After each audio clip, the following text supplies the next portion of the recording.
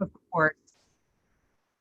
Hi, everybody. This is Miriam from the Online World of Learning. We're about to start our fun forum and debate, and we're going to have our wonderful participants introduce themselves. We're going to start with Jane Holohan from the University of Pennsylvania. Thank you so much for attending and participating with us here today.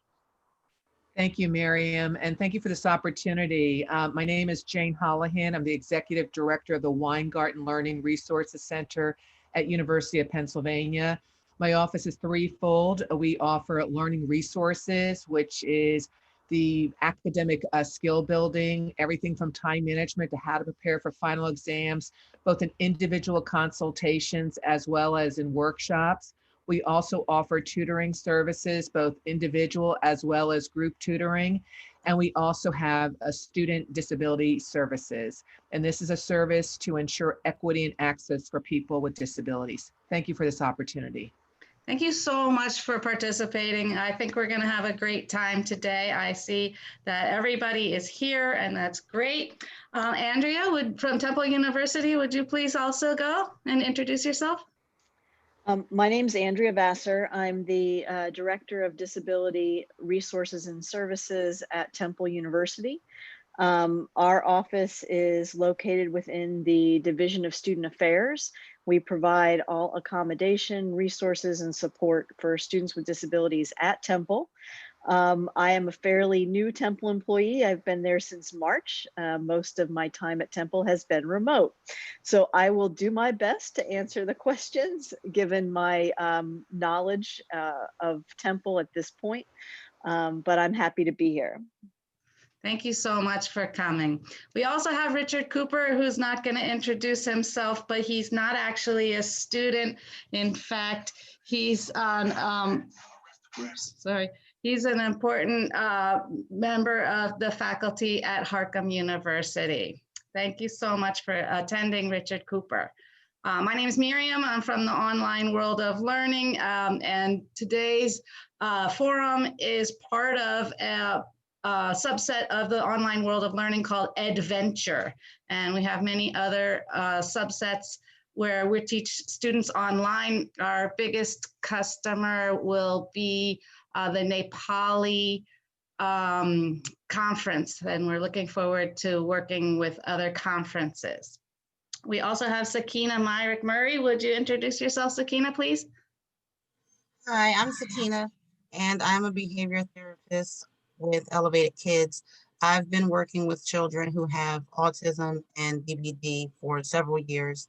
Also a mom to a kid on the spectrum. So I think in my perspective, also I was a student with disabilities and had to utilize disability services, which is an important key point. I think that's why Miriam asked me. So I kind of have both sides, like from being in the inside and being on the other side of being someone who actually had disabilities and had to utilize the services so that I could complete my education, and working with children who have disabilities who will also need services to complete their education as they go on and continue with all of their ventures.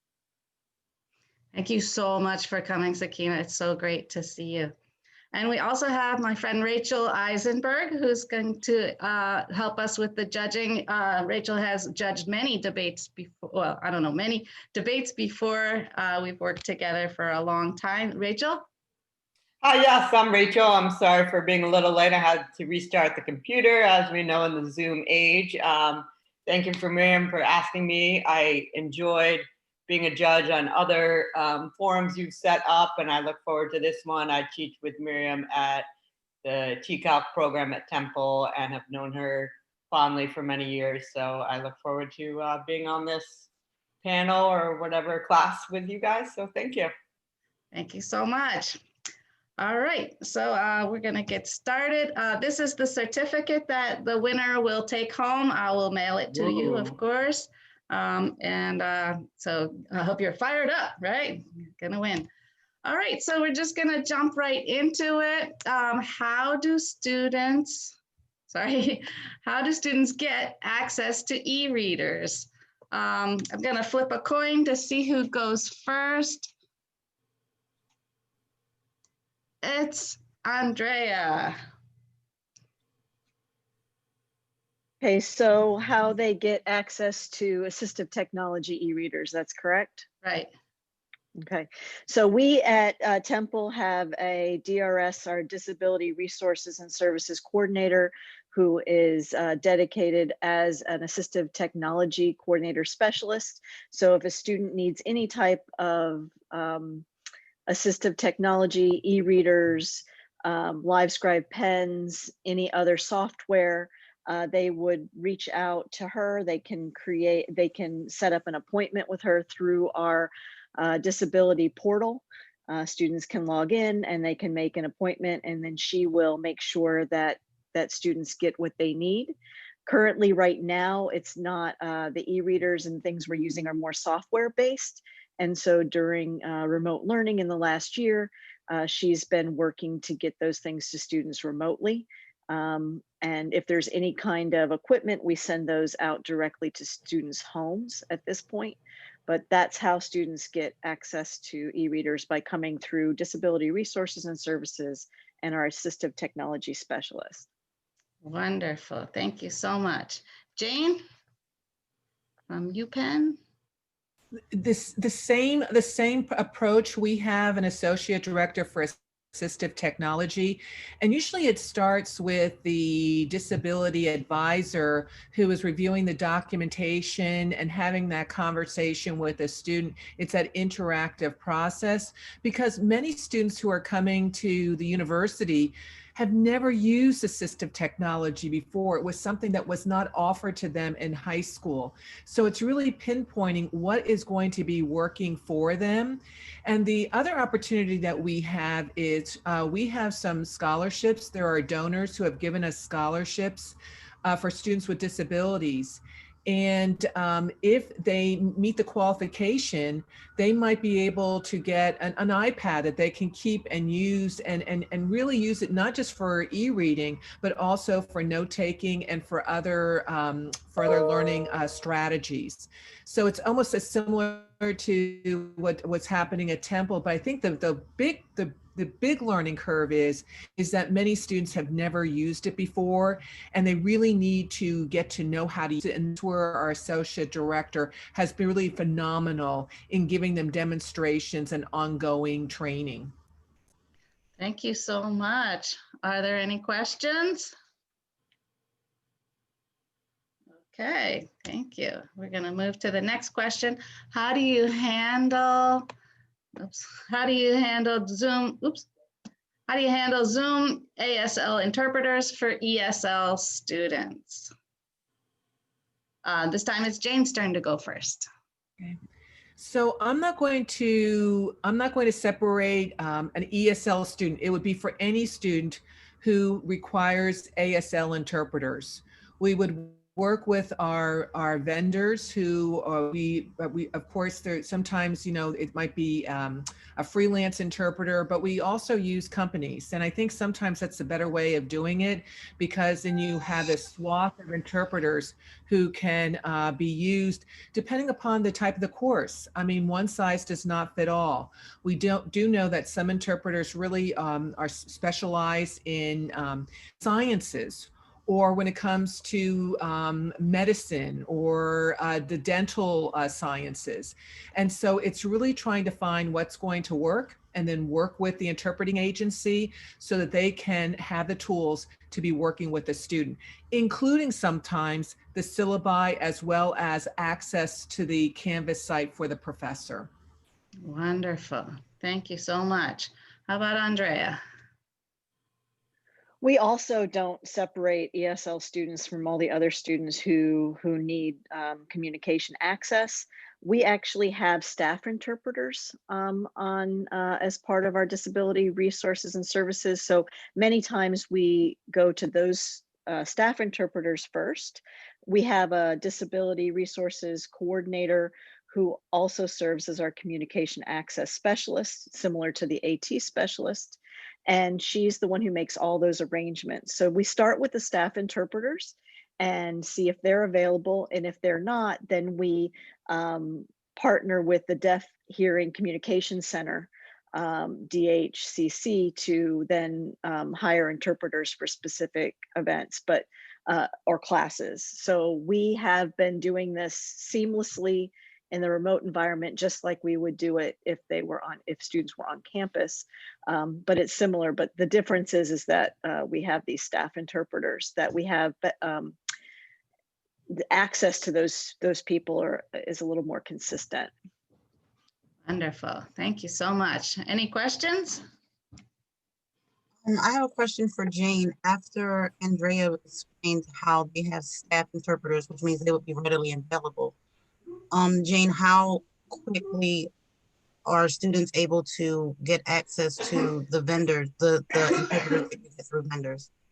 Well, they would have to go through the disability office at Penn and work with their advisor, who would then be the conduit in making those arrangements between the student and the interpreting agency. So as soon as that student comes forward and needs it, it will be done, within that time period. So is it prepared like do you guys get to them start so that it can already be set up? You broke up. I'm sorry. I can't hear you. Is it something that's prearranged with students before the start of the semester, like when they get their syllabus, disability services?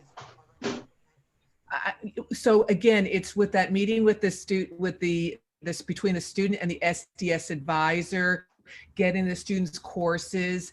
As a matter of fact, what we would really like to do is, for example, if we know that the student is coming in the fall, we want to make sure that we can start working on that student's course registration and finding those interpreters in July and August. Like, we don't want to wait too long. Yeah, we want to start that as soon as possible, because as we know that the interpreters are in, sometimes there's not that many. And again, we want to get the very best.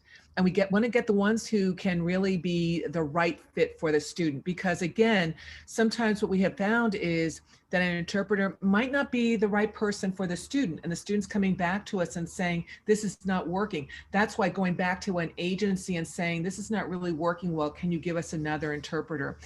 And typically, for most classes, you're going to need 2 interpreters because of the intensity of the material. It's usually 15, 20 minutes for one interpreter, and then a break, and another person takes over. Thank you so much. Any other questions? Okay, thank you. The next question is, how do counselors interact with academic advisors? So by counselors, I mean like psychological counselors and for people with emotional issues. You guys disappeared. Oh, really? I see you. Here it is. Okay, excellent. And so now it's Andrea's turn to go first. So we have the Tuttleman Counseling Center, and those counselors work closely with our students. We have some partnerships with Tuttleman Counseling Center through Disability Resources and Services. However, because of HIPAA and certain other protected information, we don't communicate directly with counselors with regards to asking them information. It's more of it's us referring to them as opposed to having conversations regarding specific students. When you talk about academic advisors, the counselors, the mental health counselors also do not interface directly with the academic advisors. What they do is they sit on a team, an intervention team called the CARE team.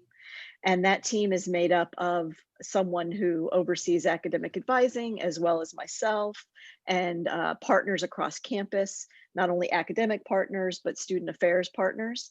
And in that way, that person can hear about students who might be having challenges or situations that might come up. They don't normally, once again, provide us with information, but we can provide them with information about students who might be in need. So there isn't direct communication between academic advisors and Tuttleman counselors. However, DRS people, our coordinators, do work with academic advisors regarding accommodations and other challenges and that interactive process with faculty. So we're working with academic advisors all the time, but not through the counseling center. Thank you so much. Jane? And just to support what Andrea just said, it's the same thing. It's because of HIPAA laws, which protect the student. We can always refer students to the counseling center. We can always get if the student would have to get permission to the counseling center therapist to talk to someone. Now, sometimes the counseling center will refer students back to us, especially if they think the student needs to go for ADHD testing to get a full evaluation. And the same is true, though, with the academic advisors. We have 12 schools. One thing we do have is we have liaisons between each school and our disability support office. And this works out really well because in this way we can ensure that students are being accommodated appropriately, especially in the medical school, the dental school. There's this seamless process. Again, it's all done with confidentiality, protecting FERPA as well as HIPAA. But we do I sit on a council called the Student Intervention Services. And it's similar to what Andrea was saying about what she sits on, a committee. It's a way for us to talk about students in a very confidential way, students that might be of concern, and to be able to share information. It's not that we're talking about a student, it's that we're trying to get the information to help a student out, because sometimes a student might be well-known client in 4 or 5 different offices. So again, it's all for the student's protection, but also to make sure that no one's falling through the cracks. Wonderful. Thank you so much. Any questions? All right, we'll go to the next slide. Doesn't want to do it. Come on. Okay. For people with learning disabilities, what kinds of tutors do you have at the Writing Center or the Learning Lab? And so it's Jane's turn to go first. Yeah. So the Writing Center is not under the Weingarten Center. This is a separate center. And they do amazing work. And so students can go to the Writing Center to get whatever assistance they need. For the Weingarten Center, however, there's 2 things I want to share before I talk about tutoring. In the learning resources area, we do have a staff member who specializes in working with students with learning disabilities or differences or ADHD. And so Jordy will meet with students to help them, not just with time management, but with those other study strategies that could be really helpful for a student who has a disability. So we have that. And then for tutoring, the tutoring would be the same for any student, right? We have peer tutors. These tutors have already taken the course and earned either an A or a B+. And so there's not a specialized service for students with disabilities. It would be whatever any other student is taking, and it really works out successfully. Now, the difference is, there's a group tutoring that could be really great for a student because they, especially now in this virtual world, many students want to be in a group setting because they're getting to know other students. So I should have prefaced, at University of Pennsylvania, we've been remote since March. And so think about our freshmen. Many of them have never met any of their peers face to face. And so by doing a group tutoring session, it's a way for them to meet other students, right? But for a student with a disability, this is where they might say to the coordinator who assigns tutors to a tutee to say, I have a learning difference. I really feel I would do better by having a one-on-one session rather than being in a group way. So that's where we can tailor it for the student to get what they might need that would really help them grow in learning economics or calculus or whatever it might be. Thank you so much. I appreciate you saying learning differences, because that was a mistake I made, wasn't it? Thank you. Well, learned. I don't say that, Miriam, because one thing I'm learning, I've been in the world of disability. I'm the oldest one on this call probably, but I started in this in 1997, 1998, and I have seen the evolution of language, and some people want to use learning disability. I always say I'm going to meet a person with what they want to, how they want to identify. So I don't think it's a mistake. Thanks so much. Andrea? So Temple Disability Resources and Services, we are not part of a student success center. So we don't have specific programs for students with ADHD or students on the autism spectrum. All students have to go use the same resources. We do have a student success center, and there's several different things that they can access. They can access peer tutoring, as well as they have a program called PASS, which is peer assisted study sessions, and they have academic coaching. So all students have access to those support services. The Writing Center is also in that particular center. So we do partner with them as far as referring students and making sure the students get the help that they need, but we don't provide any of that support in our offices except for the one-on-one, counseling and advising that we do with our DRS, coordinators. I mean, they're always willing to help students, but it's not a strategic, dedicated program.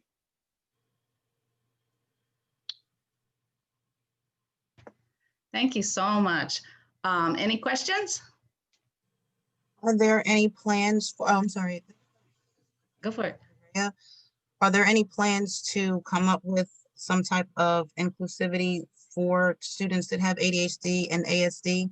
Because there are a lot of children on the spectrum that are college able, like they can do the work, but they may have executive functioning skills where they would need some sort of disability services. So at the moment, we only have the accommodations. Because I'm very new to Temple, I can't really, tell you what's coming in the future. We do have a peer support group. It's called Social Exchanges, and that's specific for students with communication and social challenges.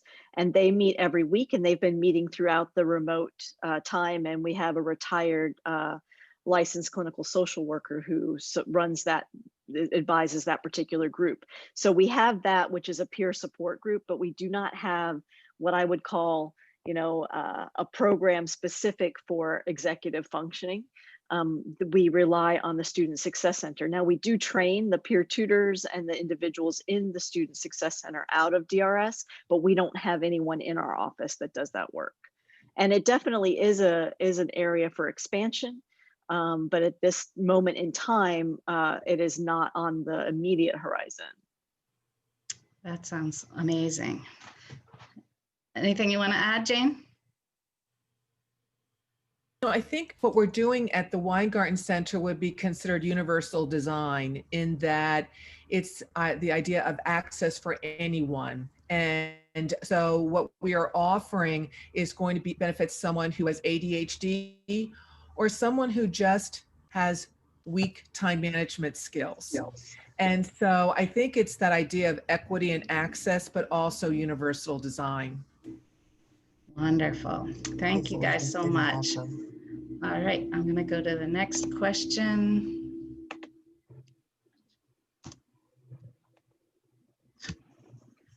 Is how are students, come on there, how are students with wheelchairs expected to handle stairs in the buildings? And I know Andrea and I talked about this at one point. It is Andrea's turn to go first, right? So the majority of the buildings at Temple are accessible through elevators. There are very few places. Now, once again, I have not been on campus very long, but there are a few places. And traditionally, what you would do if a student could not access a service in one of the main buildings or in any building would be to relocate that service or that class. So we would never expect a student to have to get to a service that they cannot physically get to. But let's say if there was an older historic building, I'm coming from a previous institution, which was a historic campus. If that was the case, then that person, whoever that person was in the office, would then relocate the service to the student versus the other way around. There really isn't any other way around being able to have someone access something. Now, of course, the disability resources and services, that's accessible. It's on the first floor. All of our student support services are in buildings with elevators, all of the main academic buildings, but there may be a building that is, like I said, a historic building or a building that has not been retrofitted with an elevator. Fantastic. What about Jane? The same thing. We should never, ever think that our students would have to use stairs. But one thing I wanted to point out is the housing situation. This is where it's really essential for a student with a physical challenge to work with our office if they need special housing consideration. One of my concerns has always been, and this was in another institution, not at Penn, where people said, well, why don't we always put people in this particular building or this particular floor? And I said, no, what we really need to do is make sure that we have access and working elevators, because students with disabilities should be integrated in all aspects of campus life. So I think that, again, I've been at Penn only for about a year myself. But what I have seen is appropriate access to buildings, push buttons to open the buildings. And I think that's really what's critical, is to work with our facilities department, that if we see something that is inadequate, to bring it to their attention so that it can be addressed. But from my 1 year at Penn, I would say that it is an ADA compliant building, in that people with disabilities have access to buildings and services. Thank you so much. Any questions?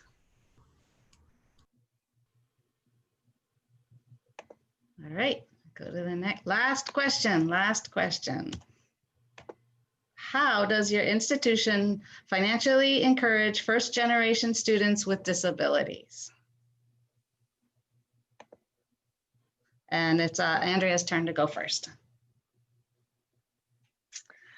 So as far as through the disability resources and services, very much like Penn, we actually have scholarships that students can apply for, and many of them are first generation or non-traditional students who do apply for these scholarships. We have a wide variety of scholarships available. In the fall, I was able to award 30 students different scholarships that we have. So we do that through the DRS. We are able to provide scholarship support. Now, Temple itself does have programs to support first-year students, as well as scholarships available to those students.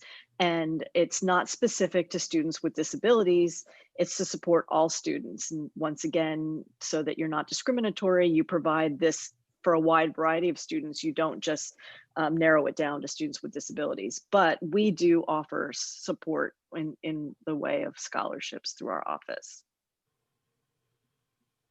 Wow, that's so interesting. Great. And Jane? And so again, a similar situation, but I want to put a plug in for Penn First Plus, which is a specialized office for our first generation college students.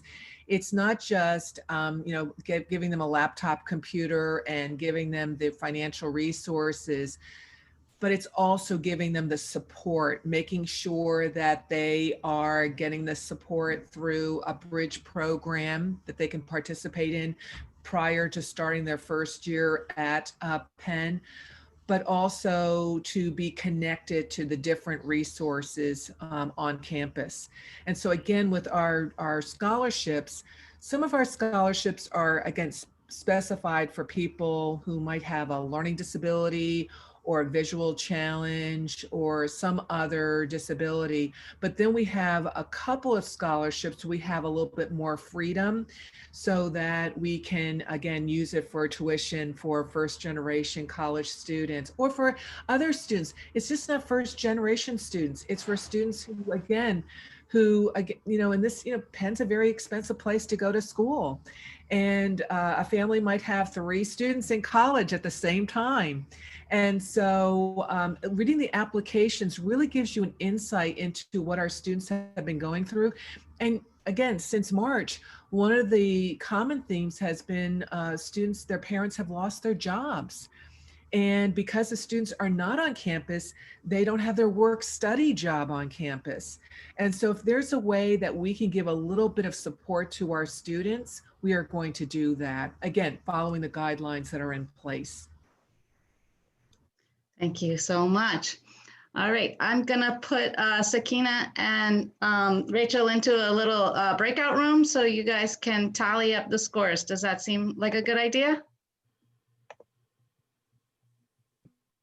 Yeah, sure. Okay. Sorry, I was nodding. We both did the Yeah, I same was thing. on mute and I spoke on mute, but now I'm not. All right, so Rachel and Sakina are out. Please accept the thing. Sure. And I can tell you that I'm here now. Oh, My proctoring job for the morning is finished. And so Okay. I now can have the computer on and I can speak. wonderful.